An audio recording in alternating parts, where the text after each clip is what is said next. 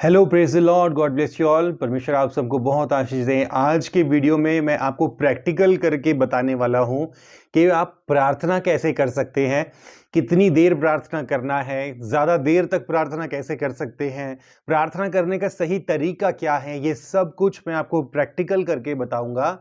और ये वीडियो देखने के बाद आपकी प्रेयर लाइफ जो है वो बहुत इम्प्रूव होगी और आपकी प्रेयर लाइफ में स्टेबिलिटी आएगी। तो वीडियो के अंत तक बने रहें, वीडियो को एक पूरा देखें और एक बार नहीं बार बार देखें जब तक कि आप जो है पूरी तरीके से प्रेयर में स्ट्रांग ना हो जाएं। ठीक है, चैनल को अगर आपने सब्सक्राइब नहीं किया है तो चैनल सब्सक्राइब कर लीजिए सबसे पहले, और अगर किया है तो परमेश्वर आपको बहुत आशीष दे, आप बढ़ते रहें। और आइए अब हम शुरू करते हैं।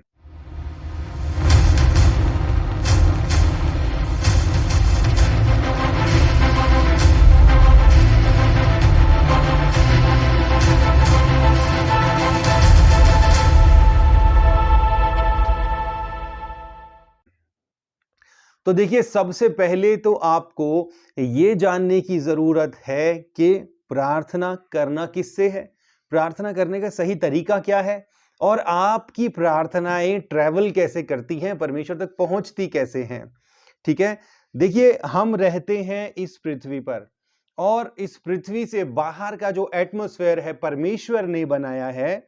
इंटेंशनली परमेश्वर ने पृथ्वी के बाहर एक ब्रह्मांड बनाया है, और एक ऐसा ब्रह्मांड है जिसको नापा नहीं जा सकता, एंडलेस है जो, और उसको गैप परमेश्वर ने रखा है बीच में, और उस गैप के बाद जो है वो आता है स्वर्ग, जो परमेश्वर का निवास स्थान है। तो हमारी प्रार्थनाओं को भी सफर करना पड़ता है। हमारी प्रार्थनाओं के 3 चरण होते हैं। ठीक है, एक तो पृथ्वी का चरण, दूसरा चरण होता है अनंत ब्रह्मांड, जब हमारी प्रार्थनाएं ट्रैवल करती हैं, और तीसरा जो चरण है जब वो फाइनली हमारी प्रेयर्स जो हैं जो परमेश्वर के पास स्वर्ग तक पहुंचती हैं।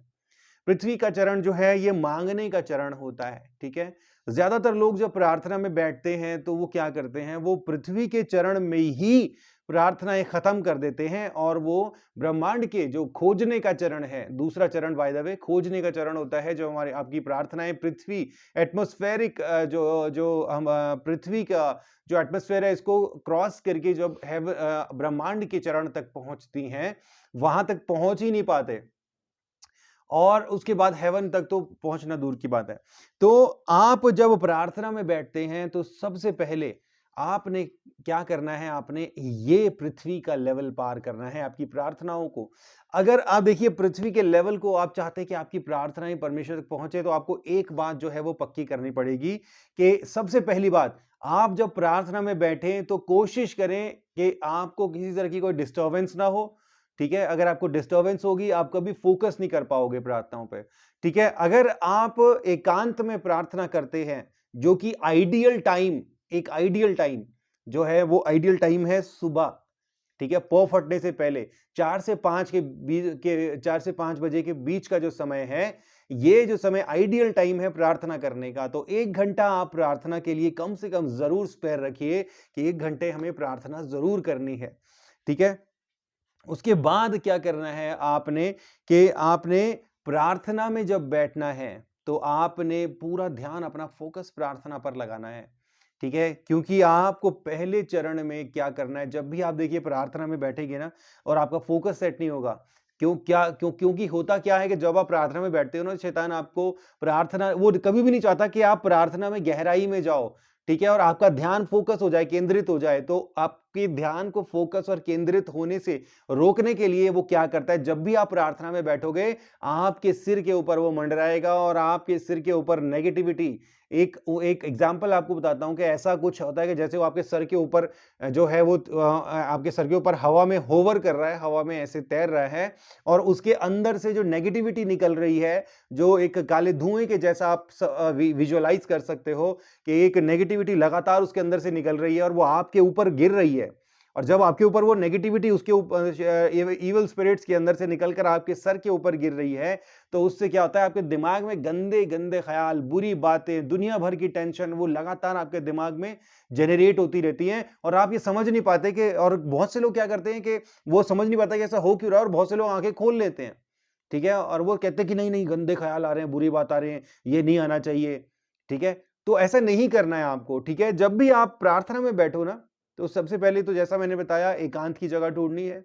उसके बाद आप प्रार्थना में बैठो तो आपने प्रार्थना में ऐसे बैठना है कि आप एक बार प्रार्थना में बैठे हो ना तो कोई भी दुनिया की ताकत आपकी प्रार्थना से आपको भंग नहीं कर सकती।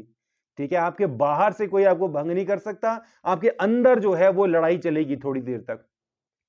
तो होता क्या है कि जब आप प्रार्थना में बैठोगे ना, अगर आप इस माइंडसेट के साथ बैठोगे, डर के साथ बैठोगे कि यार ऐसा ना हो कि मेरे मन में बुरे बुरे ख्याल आए और मैं प्रार्थना ना कर पाऊं, इस डर के साथ बैठोगे तो कभी भी आपकी प्रार्थना जो है वो लौ लगाने वाली गहराई की प्रार्थना नहीं होगी। जब भी आपको बैठना है ये माइंडसेट के साथ बैठना है कि मैं प्रार्थना में बैठ रहा हूं, मैं प्रार्थना में बैठ रही हूं और शैतान जितनी मर्जी कोशिश करे वो मेरी प्रार्थनाओं को भंग नहीं कर सकता, रोक नहीं सकता।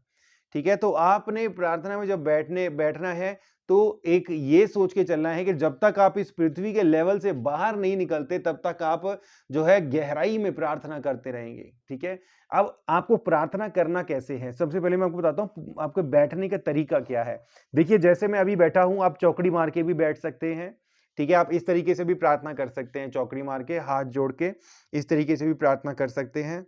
ठीक है, दूसरा जो तरीका है, आप ऐसे भी घुटनों पर बैठकर अपने नीचे गद्दी लेकर, गद्दी जैसा अपने नीचे कुछ लीजिए और इस तरीके से घुटनों पर बैठकर आप देखिए इस तरीके से ऐसे करके इस तरीके से भी आप बैठ सकते हैं और ऐसे करके भी प्रार्थना कर सकते हैं। इस तरीके से बैठना जो है वो थोड़ा सा पेनफुल है क्योंकि आप थोड़ी सी देर ऐसे बैठोगे तो आपके टांगे दर्द करने लग जाएंगी और ज्यादा देर आप प्रार्थना में नहीं बैठ पाओगे। इसके अलावा आप ऐसे भी बैठ सकते हैं, ये देखिए ऐसे ऐसे आपके पैर ऐसे हैं और आप ऐसे भी बैठ सकते हैं, ऐसे भी प्रार्थना कर सकते हैं। ठीक है, लेकिन मैं जो बेस्ट आपको सजेस्ट करूंगा, और ऐसे भी बाय द वे ऐसे भी कर सकते हैं, ऐसे भी कर सकते हैं आप। ठीक है, जब आप प्रार्थना कर रहे हैं ना तो बेस्ट पोजीशन वैसे ये है, आप आराम से बैठिए, अपने नीचे गद्दी लीजिए, इस तरीके से बेस्ट पोजीशन इस तरीके से आप ले सकते हैं। और जब आप प्रार्थना कर रहे हैं, प्रार्थना के दौरान अगर आपको लगता है कि आपको पोजीशन चेंज करनी है तो आपने क्या करना है, आपने आंखें नहीं खोलनी है, अपने फ्लो को, प्रेयर के फ्लो को भंग नहीं करना है। आप ऐसे प्रार्थना कर रहे हैं, प्रभु धन्यवाद, प्रभु धन्यवाद, प्रभु धन्यवाद, और उसके बाद इस तरीके से आप उठकर ऐसे भी कर सकते हैं, प्रभु धन्यवाद, प्रभु धन्यवाद, thank you Jesus, thank you Jesus, इस तरीके से भी कर सकते हैं। फिर जब आपको पोजीशन चेंज करनी है आप ऐसे भी कर सकते हो, फिर से चौकड़ी मार के बैठ सकते हो इस तरीके से, प्रभु धन्यवाद, प्रभु धन्यवाद, प्रभु धन्यवाद।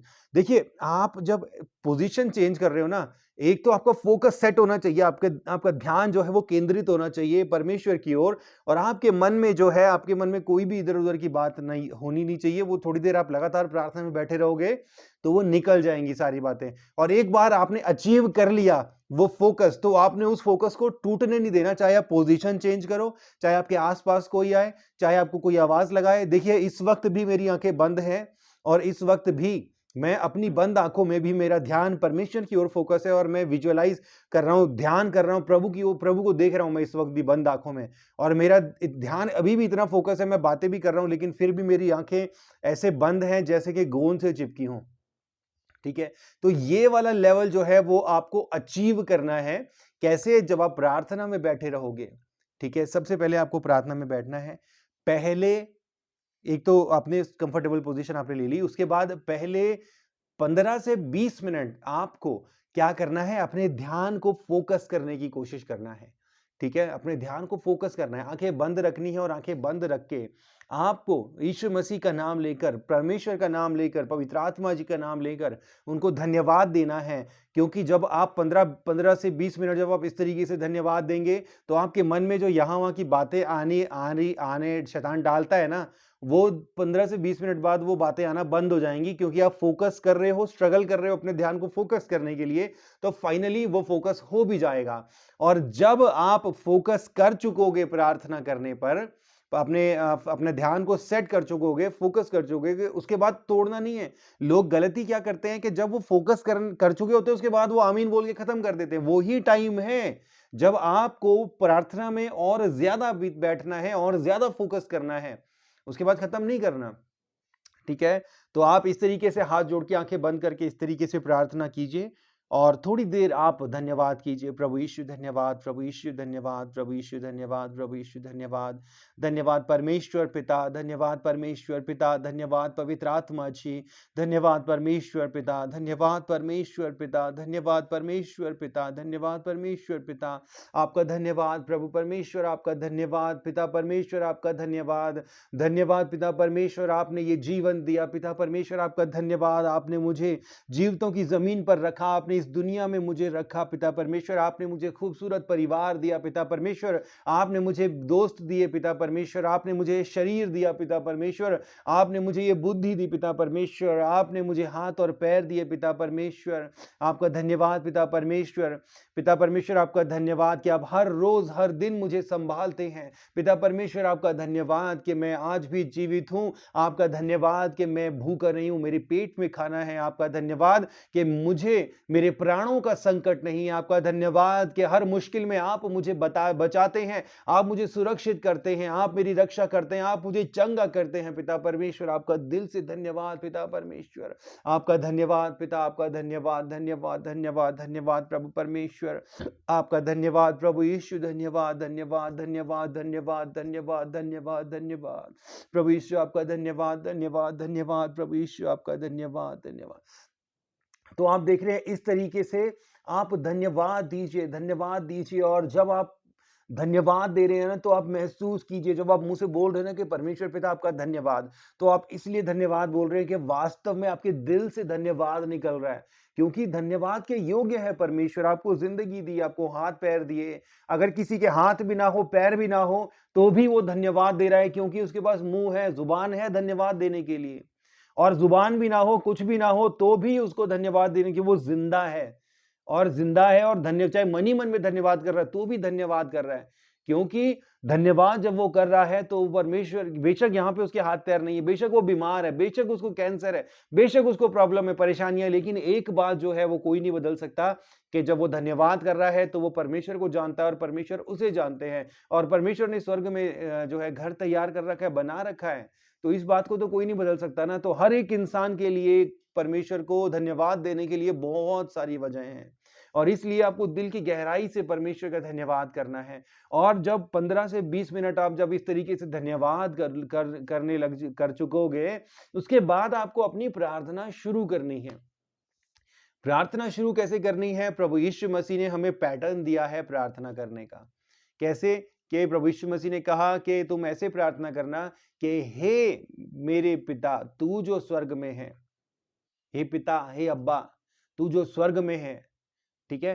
तो आपने जब शुरुआत करनी है तो आपने सबसे पहले एड्रेस करना है आपकी प्रार्थनाओं को, किसके नाम से करनी है, किसके नाम पे आपकी प्रार्थनाएं जा रही हैं? पिता परमेश्वर को जा रही हैं आपकी प्रार्थनाएं। तो कैसे करना है? जब आप धन्यवाद कर चुको और आपको लगे कि आपका मन पूरी तरीके से फोकस है, सेट है, उसके बाद आपको क्या करना है? उसके बाद आपको एड्रेस करना है कि स्वर्गीय पिता परमेश्वर, स्वर्ग पर विराजमान परमेश्वर, सारी सृष्टि को बनाने वाले परमेश्वर, एकमात्र सच्चे और जीवित परमेश्वर, आदि और अंत परमेश्वर, अल्फा और ओमेगा परमेश्वर, मैं आपको पुकारता हूं, मैं आपके नाम को लेता हूं पिता परमेश्वर, इब्राहिम, इसहाक और याकूब के परमेश्वर, प्रभु यीशु मसीह के परमेश्वर, मेरे परमेश्वर, हम सब के परमेश्वर, मैं आपके नाम को पुकारता हूं पिता। मैं मेरी प्रार्थनाओं को लेकर, मेरी विनतियों को लेकर पिता, मैं आपके चरणों में आता हूं पिता। जब मैं मांगूं तो आप मेरी सुनिए पिता। तो आपने जब आपने एड्रेस कर दी अपनी प्रेयर्स, आप इतनी सारी जो बातें मैंने बोली, ये मुझे काफ़ी सालों का एक्सपीरियंस है, तो इसलिए मैं बोल रहा हूँ। लेकिन अगर आप एक बिगिनर प्रार्थना करने वाले, तो हो सकता है इतनी सारी बातें आपको याद ना रहे, लेकिन आप बार-बार वीडियो को देख के याद कर सकते हैं। लेकिन ना भी रहें तो एक ही बात बोलकर आप, स्वर्गीय पिता परमेश्वर, आप जो स्वर्ग में हैं पिता। उसके बाद दूसरा चरण क्या? कि आपको परमेश्वर की पवित्रता का मान रखना है, यानी कि परमेश्वर को पवित्र जानना है। यीशु मसीह ने कहा कि तुम ऐसे प्रार्थना करना कि हे पिता तू जो स्वर्ग में है, तेरा नाम पवित्र माना जाए, ठीक है। परमेश्वर की पवित्रता को जो है आपने मान करना है, सम्मान करना है, ठीक है। उसके बाद आपने क्या करना है? जब आपने स्वर्गीय पिता परमेश्वर, आप पवित्र हैं पिता, आपका नाम पवित्र माना जाए, जैसे स्वर्ग में आपका नाम पवित्र माना जाता है, पृथ्वी पर भी आपका नाम पवित्र माना जाए पिता। उसके बाद आपको क्या करना है, उसके बाद परमेश्वर के राज्य के लिए प्रार्थना करनी है कि तेरा राज्य आए, तेरी मर्जी जैसे स्वर्ग में पूरी होती है वैसे ही जमीन पर भी हो।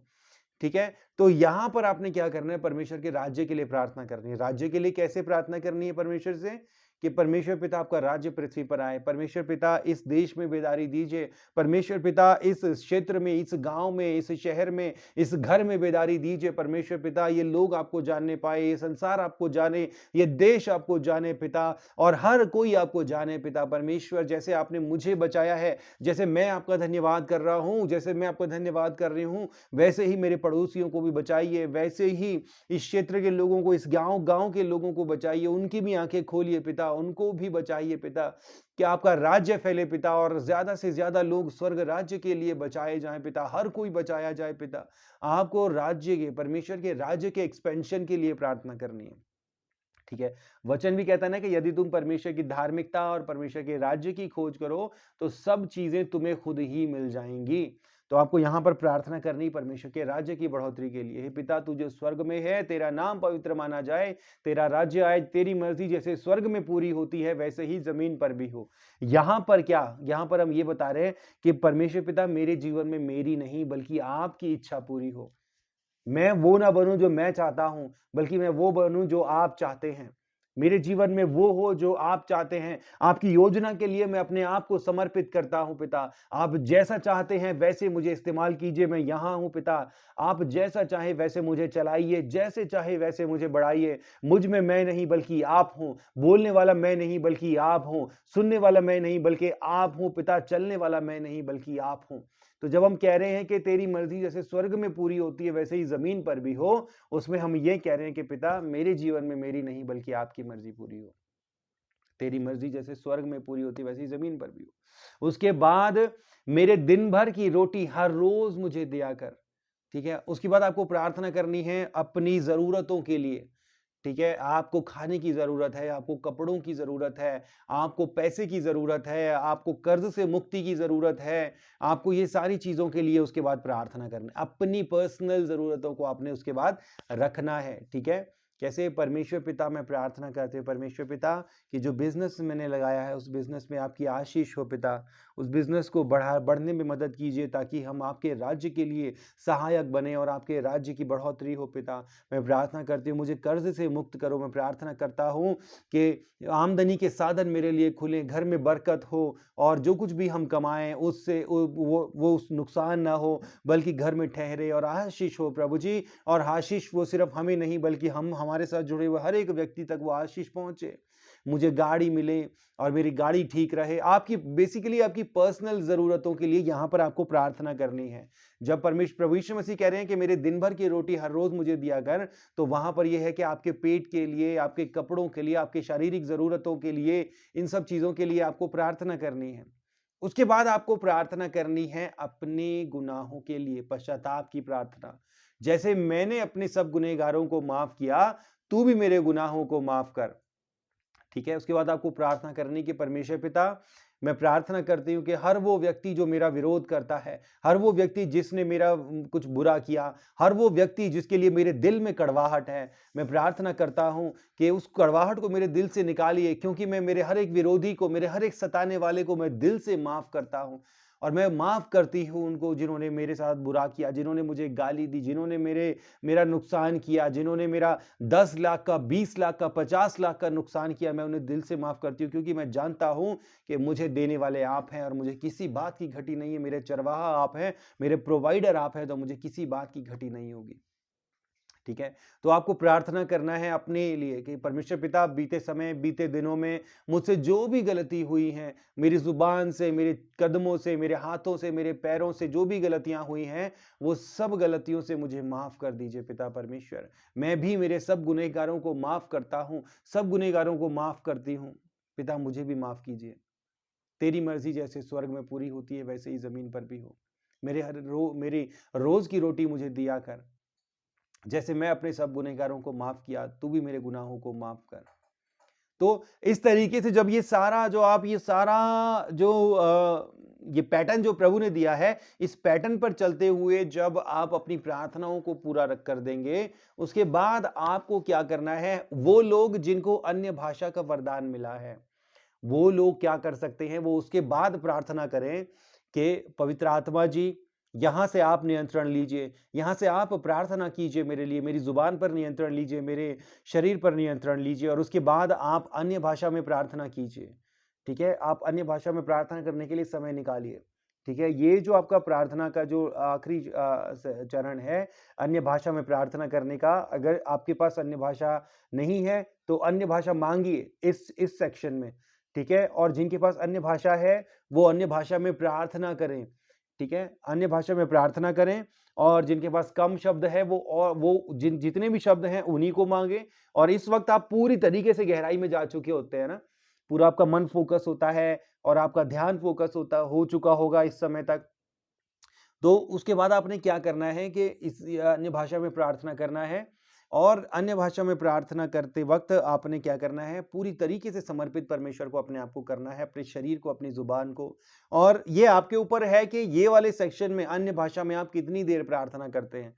ठीक है, आप आधा घंटा कर सकते हो, आप 1 घंटा कर सकते हो, आप 2 घंटा कर सकते हो। जितना समय आप अन्य भाषा में प्रार्थना करने में बिताओगे, उतना ही जो है आपके पास लैंग्वेज ज़्यादा आएगी, आपके पास शब्द ज़्यादा आएँगे, और अन्य भाषा में प्रार्थना करने से आपकी व्यक्तिगत उन्नति होगी। ठीक है, आपके अंदर सामर्थ्य इकट्ठी होती चली जाएगी, शक्ति इकट्ठी होती चली जाएगी। ठीक है, और आपके जीवन में बदलाव आने शुरू हो जाएँगे, आपके स्वभाव में बदलाव, आपकी आदतों में बदलाव, बुरी बातें, बुरी आदतें, बुरी चीज़ें आपके जीवन से दूर होंगी, अन्य भाषा में अगर आप प्रार्थना में समय बिताएँगे। जिन्हें नहीं मिला है, वो मेरा वीडियो देख सकते हैं, मेरा वीडियो है जिसमें लाइव में मैंने अन्य भाषा का वरदान जो है वो कैसे मिला, वो दिखाया है, और सब बातें बताई है कि कैसे आपको अन्य भाषा का वरदान पाना है। ठीक है? तो जब अन्य भाषा का वरदान आप जो पाए हुए हैं, जब वो अन्य भाषा में प्रार्थना कर चुके, तो उसके बाद उन्हें क्या करना है, उसके बाद आपको फाइनल जो है शब्दों के साथ प्रार्थना करनी है कि स्वर्गीय स्वर्गीय परमेश्वर पिता, आपका नाम धन्य है पिता, आप धन्य हैं पिता, आप धन्यवाद, आप थोड़ी देर और धन्यवाद भी दे सकते हो। ठीक है, राज्य पराक्रम और महिमा सदा आपके हैं पिता, सब कुछ आपका है पिता, ये पृथ्वी आपकी है, सृष्टि आपकी, मैं आपका, मेरा जीवन आपका, मेरे परिवार आपका, सब कुछ आपका है पिता। मैं आपके नाम को ऊंचा उठाता हूँ, मैं आपके नाम को ऊंचा उठाता हूँ पिता। और जब ये सारी आपका जब फाइनल कंक्लूजन आपकी प्रार्थनाओं का निकले, तो उसके बाद आपको अपनी सारी प्रार्थनाओं के लिए क्या करना है कि मेरी सारी प्रार्थनाओं को मैं मेरे प्रभु, मेरी उद्धारकर्ता प्रभु यीशु मसीह के सामर्थी नाम से मांगता हूँ, सुनिए और कबूल कीजिए पिता, आमीन।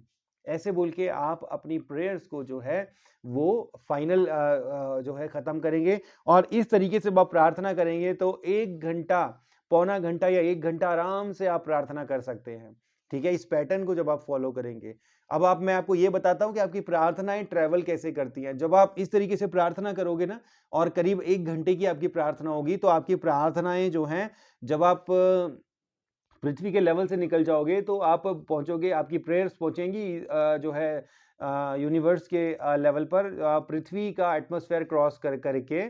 ठीक है, आपका ध्यान, आपकी प्रार्थनाएं पहुंचेंगी, और उस वहां पर क्या होगा, आपकी प्रार्थनाएं और ट्रेवल करती हैं। और परमेश्वर का वचन कहता है कि जो दुष्ट आत्माएं हैं, जो इवल स्पिरिट्स हैं, वो हमारे जो ब्रह्मांड है वहां पर, पृथ्वी के गोले के चारों तरफ इवल स्पिरिट्स हैं। तो जब आपकी प्रार्थनाएं वहां पहुंचती है, तो इविल स्पिरिट आइडेंटिफाई कर लेती है कि कोई प्रार्थना कर रहा है, वो ऊपर की ओर बढ़ रहे हैं, तो वो कोशिश करती है रोकने की। ठीक है, आपने देखा होगा कभी आप प्रेयर करते तो किसी ने अचानक दरवाजा खटखटा दिया, जो कभी भी नहीं हो रहा था वो हो जाता है आपको भंग करने के लिए। तो आइडियल टाइम, जैसा मैंने बताया, सुबह का टाइम है। तो जब आपकी प्रेयर्स वहां पर पहुंच जाती हैं, तो वो कोशिश करते हैं कि रोक पाए। लेकिन अगर आप पूरे फोकस, पूरे ध्यान के साथ अगर आप प्रार्थना में लगे रहेंगे, तो फिर आपकी प्रार्थनाओं को इविल स्पिरिट्स रोक नहीं पाएंगी। और उसके बाद फाइनली आपकी प्रेयर्स जो हैं वो ब्रह्मांड का लेवल क्रॉस करके फाइनली परमेश्वर के पास पहुंच जाएंगी। प्रभु यीशु मसीह ने कहा ना कि मांगो तो तुम्हें दिया जाएगा, मांगने का चरण पृथ्वी का, ढूंढो तो तुम पाओगे। ढूंढना कहां पर, कि आपकी प्रेयर्स जब ब्रह्मांड के लेवल पर पहुंचती है, वहां पर खोजती है परमेश्वर की उपस्थिति, स्वर्ग का द्वार, परमेश्वर की मौजूदगी को। और तीसरा चरण है खटखटाओ तो तुम्हारे लिए खोला जाएगा। खटखटाओ कहाँ? आपकी प्रेयर्स फाइनली जब स्वर्ग में पहुँचती हैं, तो वो स्वर्ग का, इसको विजुअलाइज़ ऐसे कर सकते हो आप कि स्वर्ग का दरवाज़ा खटखटाती हैं और फाइनली आपकी प्रेयर्स जो हैं वो परमेश्वर के पास पहुँचती हैं। इस तरीके से जब आप प्रार्थना करोगे तो ये वाली प्रार्थना, इस तरीके से प्रार्थना करने से आपके जीवन में ज़बरदस्त बदलाव आएँगे। आपकी आदतें, आपका स्वभाव और आपकी परिस्थितियाँ जो हैं वो बदलेंगी। ठीक है? देखिए, आप जब भी प्रार्थना करें ना, तो आप सबसे पहले तो आपने अपने दिमाग से ना ये निकाल देना है कि आज मैं प्रार्थना करने के लिए जो बैठा हूँ, तो आज ही मुझे सब कुछ मिल जाएगा। नहीं, आपने प्रार्थना करते रहना है, आपका काम है प्रार्थना करना और देना परमेश्वर का काम है ना? आपने बस समर्पण करना है परमेश्वर पिता को। आप प्रार्थना करते रहिए, परमेश्वर जैसे-जैसे आप ग्रो करते रहेंगे, वैसे-वैसे आपके जीवन में परमेश्वर खुद ही चीज़ें डालते जाएँगे, भेजते जाएँगे क्योंकि आपके बिना माँगे भी परमेश्वर जानते हैं कि आपको क्या चाहिए। आप खुद के लिए भी आप भी प्रार्थना कर रहे हो, पवित्र आत्मा भी आपके लिए प्रार्थना कर रहा है। इस तरीके से जब आप प्रार्थना करेंगे, तो आपकी प्रार्थनाओं के जवाब आएँगे, आपके जीवन में ब्रेक थ्रू आएगा। सबसे ज़रूरी बात, आपके कर्ज़ उतरने से, आपके जीवन में गाड़ी बंगला आने से भी ज़्यादा ज़रूरी बात कि आप काबिल बन जाएँगे, आप योग्य बन जाएँगे, स्वर्ग राज्य के योग्य, परमेश्वर के योग्य। ये सबसे ज़्यादा ज़रूरी बात है। जब भी प्रार्थना में बैठिए, यही दिमाग में रख के हमेशा प्रार्थना में बैठना कि मुझे परमेश्वर के सामने खड़े होने के काबिल बनना है, क्योंकि एक दिन आपको परमेश्वर के सामने खड़ा होना है और परमेश्वर को न्याय देना है। तो उस दिन के लिए अपने आप को तैयार करें। इस संसार में बाकी आप जो भी चीज़ माँगोगे सब यहीं रह जाएगा, कुछ नहीं जाएगा साथ में। इसलिए सिर्फ़ एक चीज़ के ऊपर हमेशा फ़ोकस करके प्रार्थना में बैठिए कि आप तैयार हों स्वर्ग राज्य के, ठीक है? तो इस तरीके से प्रार्थना करें और इसके बारे में अगर और भी आपके सवाल हों, तो आप कमेंट में डाल सकते हैं। मैं कमेंट में सारे तो नहीं पढ़ पाता हूँ, फिर भी मैं कोशिश करता हूँ कि कमेंट्स के जवाब दे सकूँ और आप मुझे कॉल करके भी पूछ सकते हैं।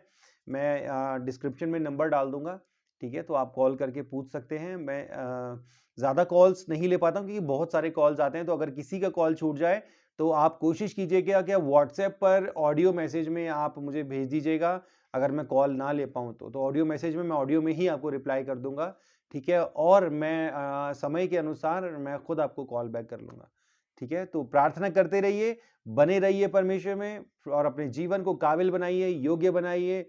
आपको परमेश्वर बहुत आशीष दे। मैं प्रार्थना करूँगा कि आपका विश्वासी जीवन मज़बूत बने और आप बंधनों को तोड़ने वाले और बहुतों की आशीष के लिए जो है परमेश्वर के हाथों में एक सामर्थी हथियार बने। God bless you. जय मसीह की। Praise the Lord.